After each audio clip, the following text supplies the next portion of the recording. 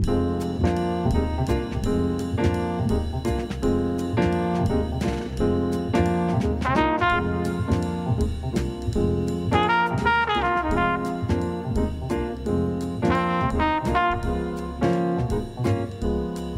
I'm Steve Plage, and I'll be your host for this edition of Nonprofit Spotlight. This is the fourth in a series of programs produced here at CTV that highlights a local group in our community doing great work. And today we're delighted to have the Santa Cruz County Animal Shelter. Let me welcome Jen Walker. Jen, welcome.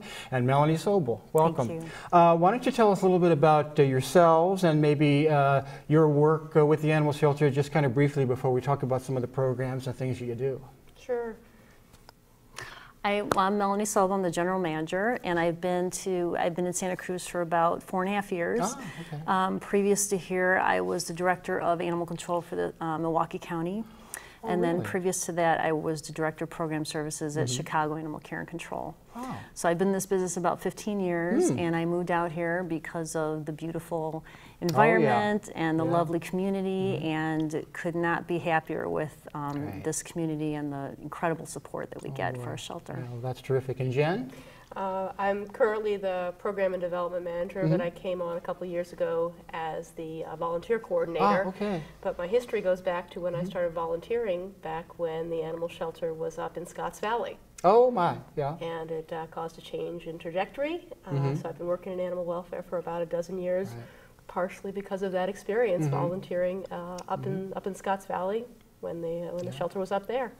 So now you have a beautiful facility out there on 7th Avenue. Now how long have you been out there? The actual building is about 6 years old. Is it? In Okay. October, it'll be the 6th anniversary.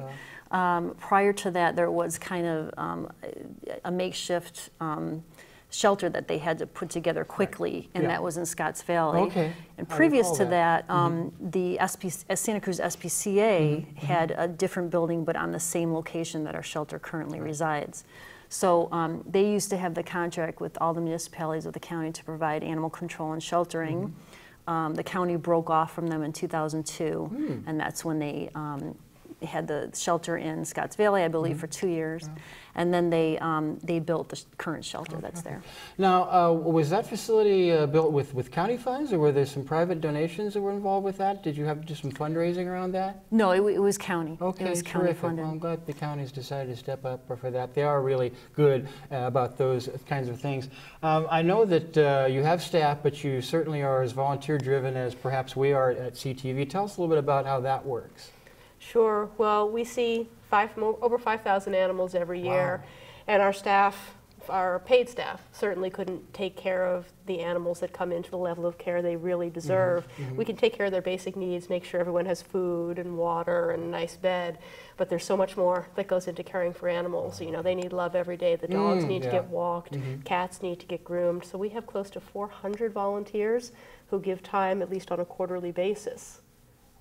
So we simply could not do the work we do without our volunteers. They're the lifeblood of our organization. And I know that you know, most people think about the animal shelter and think about the animals that you care for, and you know, the folks who go around and report, you know, the instance of animal abuse or the stray animals that want to be picked up, and so that they are able to be cared for and perhaps adopted. But there's so much more that you have going on. Tell us about some of the others. It's exciting when I looked at the website how many other really exciting programs you have going on. Well, first, I'd just like to clarify, actually, when we talked about funding before, this is not only a county-run organization, we're actually a joint powers authority. Oh, really? So okay. we Excellent. Contract with City of Scotts Valley, City of Watsonville, City of Santa Cruz, and City of, who am I missing? Capitola we do sheltering. But we actually, we contract with all the municipalities, and they pay into our budget contingent on their population in their municipality. So it's really a joint effort. Good. Yeah, it's similar to, I know that there's a joint powers authority with for the library. Correct. So everybody pays into it, so kind of a similar support structure. But anyway, tell us about a couple of very exciting programs. The one that I saw in here was said, "Dude, where's my cat?" Which I just love that. And with kind of the burgeoning technology or the Orient, tell us about how that really operates and what a benefit it can be for people and their animals. Well, we do have a lot of programs, and again, we are the only open admission shelter in the county, meaning that we never turn an animal that comes to our door. Right. So we provide animal sheltering and animal control services for all local animals in the county. In addition to that, our goal is to provide all these progressive programs to not only do the basic work of animal control or sheltering, but to really engage the community, provide resources for the community for long-range goals to help curb pet overpopulation. Right. Yeah. So that's our goal, to decrease the number of animals that eventually come into our shelter and improve the quality of life for people and pets in the county. So that being said, some of our programs, Dude, Where's My Cat, is a $5 spay-neuter program for all cats that reside in the county. So it includes spay-neuter surgery and microchip and feline distemper vaccines, and that's it. But that's a lot for $5. Yeah. Boy, I should say. And we had a grant cover that, which is wonderful. We also have our Planned Pethood South. Our Planned Pethood program is our low-cost spay-neuter that we offer to all residents. Right. We received an $86,000 grant from PetSmart Charities to specifically zero in on cats in South County, because that's a big problem. So it's the same deal. It's $5 and it includes all of those things that I just mentioned. Wow. So that's quite a deal as well. You know, now that we're talking about it, this would probably be an excellent time to see. We have a wonderful clip to roll in, and we get a little shot of some of the folks that work out there and some of the animals you're caring for. So let's take a look at that clip.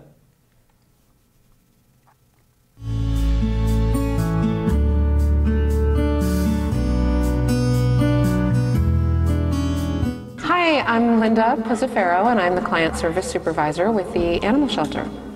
I am the person who sort of helps out at the front with all of the business that we take care of every day, from adoptions to signing people up for low-cost spay-neuter programs, taking in animals that are being surrendered or come in as strays. We also license animals here. We deal with the citations.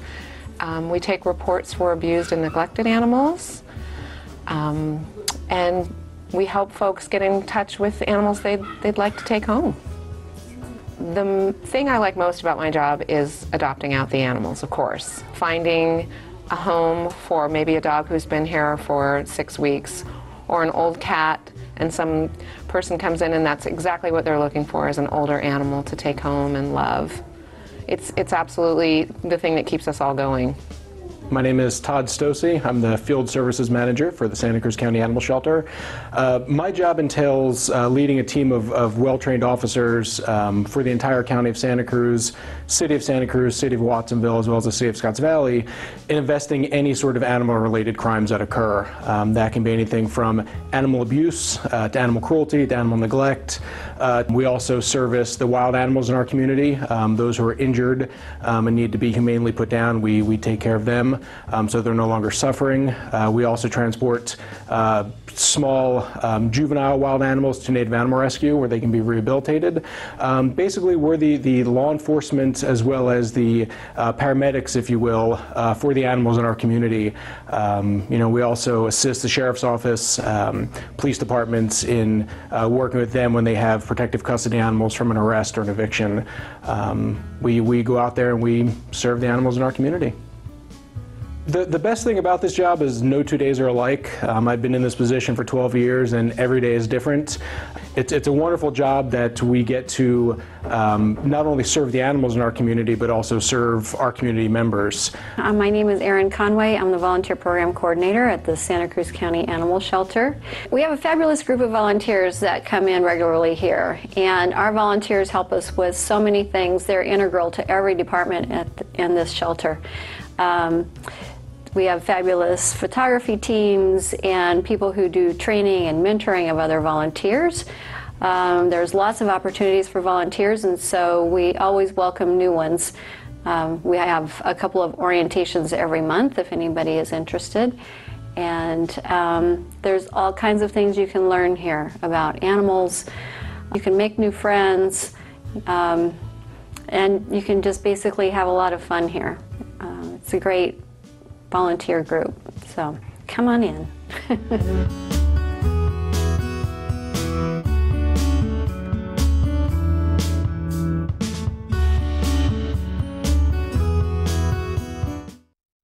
And that's so great. I love what Todd says. He's an animal paramedic. I think that's wonderful. But the love of animals and the care for them just kind of shines through and that kind of thing. Jen, you were going to tell us about some of the programs and whatnot. Sure. This year we've launched our summer camp program, so we have kids coming in and joining us for summer day camp. They get to interact with a variety of animals. It's not just the cats, the dogs, and the rabbits. So we have some visiting pigs that come in. We've got a day that we spend talking about wildlife and our ecosystem, because we really want to be compassionate stewards for all, not just for domestic animals. We go into the classrooms, in Head Start classrooms with Pet Start, teaching the very smalls, just basic safety tips and nurturing empathy. We've got a program down in South County in the after-school programs, multiple sessions, just teaching animal welfare, talking to kids on a one-on-one basis and in a group. And once they learn, they take it home and they become educators. Oh, that's wonderful. So it's a wonderful way to kind of broaden our message by speaking to the kids. Now, is there a shelter as well in Watsonville? We have 2 locations. Oh, okay, right. The main location is in Live Oak, on 7th and Rodriguez, but down on Airport is our satellite. And we also have Planned Parenthood South, which is the spay-neuter clinic on Pennsylvania. So we cover the whole county. I think one of the questions in people's minds is the difference between the SPCA and the animal shelter. So you can tell us a little bit about that, I'm sure. Yeah, that's a big confusion in our community, primarily because I said the SPCA used to be actually on the same location that we currently are. But basically, the SPCA is a private organization, and we are a government organization. And we are, not only do we provide sheltering services and a safe haven for local animals, meaning we never turn an animal that comes away to our doors. But we also provide the animal control and the rescue aspect of it as well. So we are funded by tax dollars, which each of the municipalities which I'm happy to pay when it's contributed to the animal shelter. Exactly. And we additionally do ask for donations as well, because in order to sustain and grow these programs that we have to have additional revenue to do that.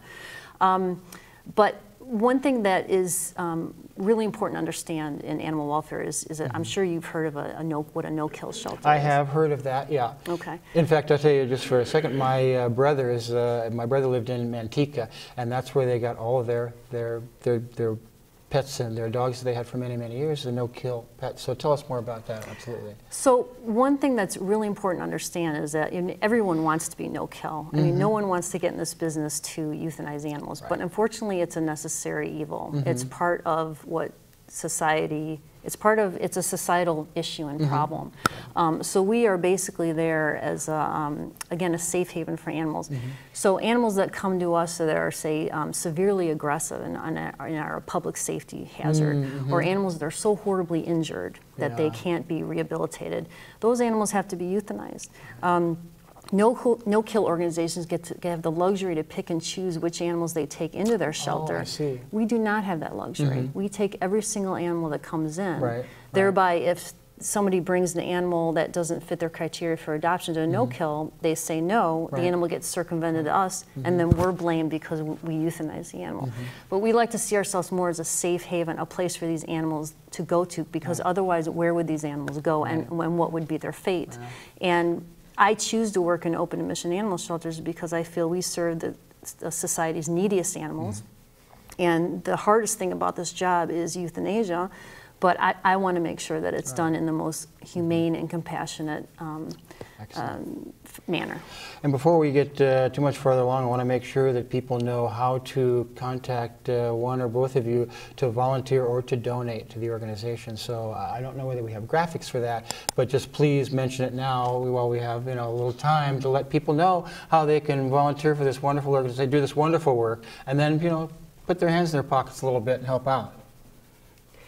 So you can find more information at our website, and it's www.scanimalshelter.org. Which is terrific. I looked at that today. All sorts of good stuff going on there.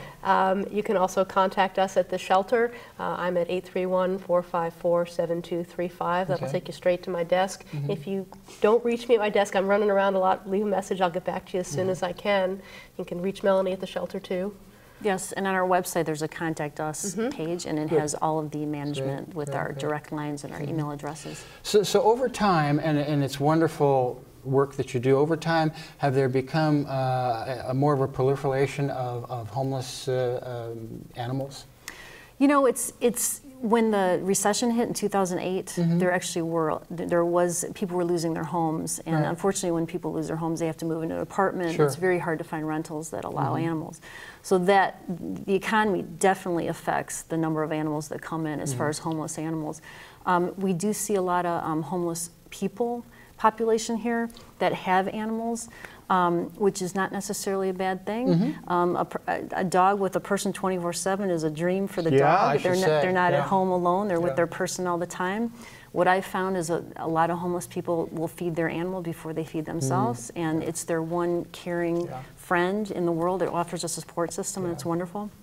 We do have programs to address people in need such as that. We have free shot clinics, and we offer free spay neuter to needy residents, both in Watsonville but also to the homeless population as well. And I appreciate you saying that. I've been a homeless advocate in town for some time, and I do know a lot of folks who have animals with them. They're either support animals or they're just they're loved they're loving companions, and they're so attentive to them. And I know that a lot of times when we go around to do a homeless meal or to make sure that people have something, we always want to make sure that they have some pet food as well and do that. But what would be an average day like if I decided to come over and volunteer, and come in the morning and knock on the doors open, and a wonderful facility you have over there? What's an average day like over there? Busy. I should say, really busy. We're open 7 days a week, so we're always there for the public, for the animals.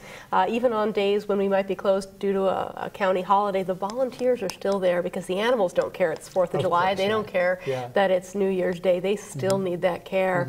So we might have folks coming in to walk the dogs or play with puppies. Folks coming in lending their hands just to clean some cat kennels and get them comfortable in the morning. Always people coming and going. Again, our main focus is being attentive to the needs of the animals.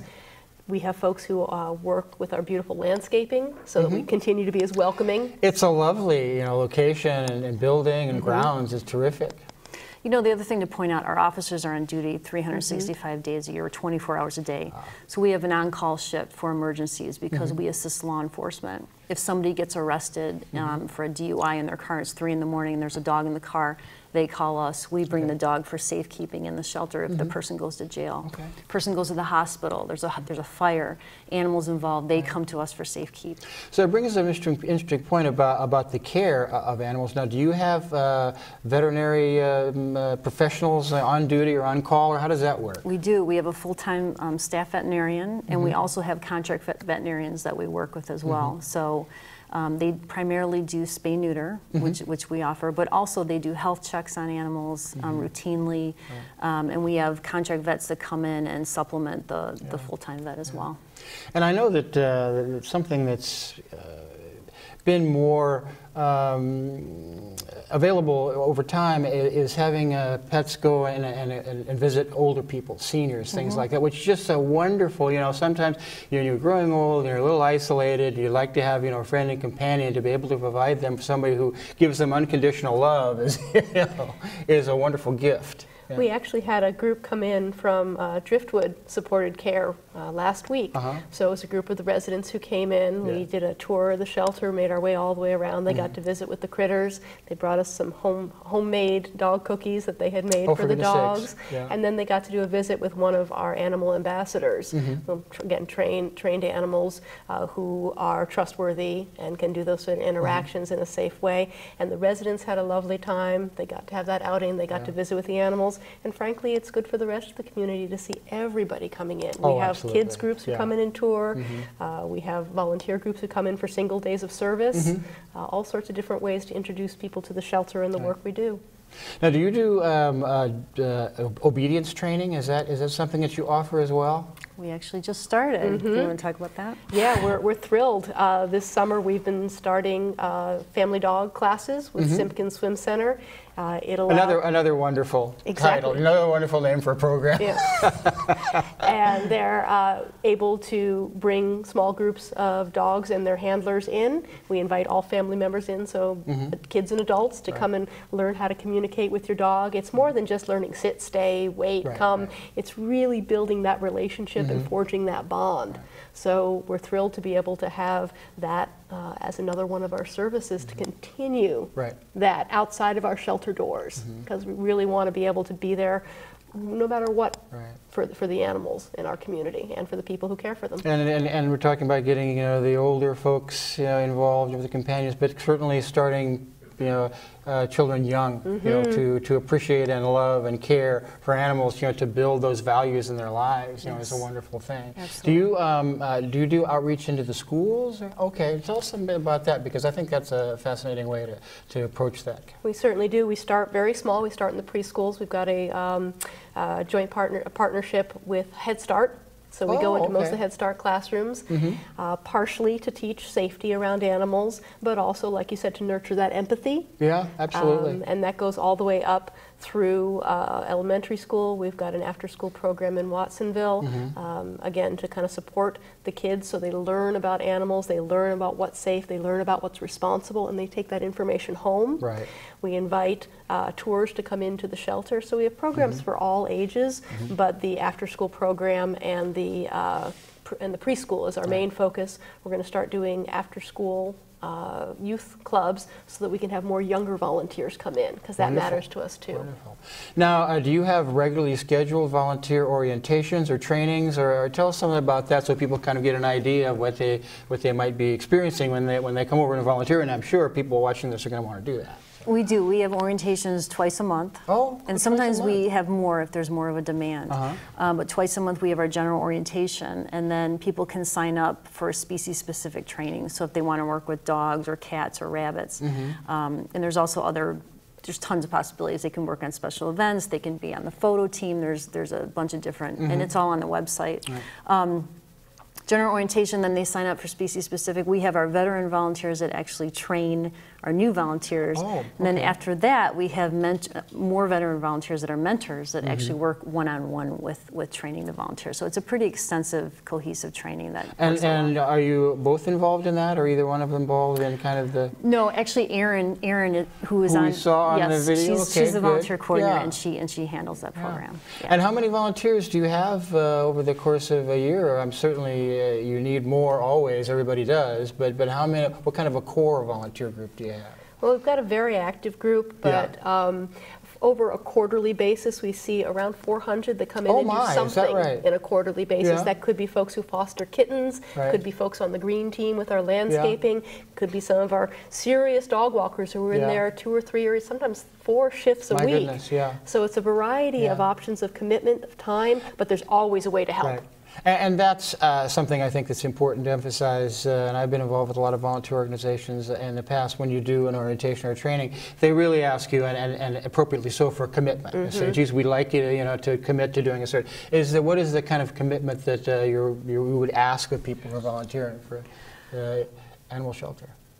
Well, we actually don't really have a commitment. Oh, well, there you go. That's refreshing. because we, and actually people that come in, even if people don't, if they come once a month or they never come at all, we consider it somewhat humane education. Wonderful. That they came to the shelter, they saw it's such a gorgeous facility, they saw the staff is so caring and compassionate, they learn about our organization, they learn about what we do. So we welcome anyone to come in and do as little or as much as you possibly can help, because it's all appreciated. So somebody could just kind of come over and you would be able to find something for them, or at least give them a tour and show them that wonderful facility and do that. Because yeah, volunteerism, as you know, in Santa Cruz, we are a volunteer-driven community, and people are so open-hearted and generous. And I think, particularly in caring for animals who need that, who really are, in need from us, that you really bring out the best of us. We've got a couple of minutes left. Is there anything that you would kind of like to tell the folks who are going to be viewing, leave them with something, that you think is particularly important about your work or the place? One thing we didn't touch on that's is important is that most people just think we deal with dogs and cats and rabbits, but we actually take in all domestic animals, and that includes pigs and goats. Did I hear something about a hedgehog? We do get hedgehogs. We get hedgehogs, but right now we have a pig. We have a pygmy goat. We have my ducks. goodness. We actually take chickens from Animal Place, which is up north, that rescues them from factory farms. We take for them in. goodness sakes. We adopt them out. People want chickens for the fresh eggs. Oh, for goodness so we sakes. we have a whole barn in back, and we are again we're a true safe. Horses we get too that are abandoned or people can't afford to further care anymore. So we really are a safe haven for all animals. And you're really able to care for a horse, for instance, a large animal like that in that facility? We are, and if the animal needs special care, we contract with a horse specialist veterinarian and bring them in and provide whatever care is needed. Okay. I joke that it's fur, feathered, and scaled. Yeah, So, I like that. Two-legged, four-legged, or no-legged. Yeah. Open admission, any domestic animal in need. Primarily, obviously, cats, dogs, and rabbits, but the farm friends out back. When we do get the scalies in, we have partnerships with rescues who help get them to other havens for long-term care. Okay. So the snakes and the reptiles and the amphibians, the large birds go out to Mickaboo. So it's really a matter of partnerships. We're the first stop. Right. We're the umbrella organization, and then we have all these rescue partners who help us with the work that we do. Interesting kind of being, the portal for that, to comprehensive care for, all of the various things. And they can come over and buy the nice, you have gear that's available as well? Yeah, we sure do. I was envious looking at that shirt. It's wonderful. So, we actually have another minute or so left. Make sure that we know how to get in touch with you, one or both of you, how to volunteer, how to donate. Please give us that information again. So the website is scanimalshelter.org. And we are at 7th and Rodriguez. That's where our main shelter is. Our shelter in Watsonville is on 480 Airport Boulevard. Okay, right. You go to website, there's a Contact Us page, there's a page on volunteering, there's a page on what do you do when you lose your pet. There's all types of great information on there. And I was, as I said, when I looked at the website myself, I saw all the various programs you have. I mean, certainly Dude, Where's My Cat caught my eye, but some things like that. But it's really a wonderful work, and I think people were very anxious, I think, about getting a great facility like that out there. They're kind of they're saying, when's it coming, when's it coming? And they were really anticipating, and frankly, it didn't let anybody down. Everybody really loves that. They love the Santa Cruz County Animal Shelter, as we all do, but they love that facility. I think there's a real appreciation for that, in the community. So thanks for all that you do. Is there anything else that you'd like, one parting word to people who can help out the Santa Cruz County Animal Shelter? Spay, neuter your animal. Spay, neuter your animals, Come on down and visit, really. Yeah, if you haven't been down to visit, come on down. We'd be glad to show you around. The animals will be glad to see you. Even that, just taking some information home, bringing it out to your community. There's a lot of stories to be told, and we need our community's help. Yeah. And if nothing else, come out down to the beautiful facility. It's easy to find right there, 7th and Rodriguez. You can't miss it. Jen and Melanie, thank you so much again for being here and all of your great work, really. This is such a wonderful contribution to our community, and it is appreciated. Thanks for watching Nonprofit Spotlight. This has been Steve Plach. Look for our next edition soon. See you later.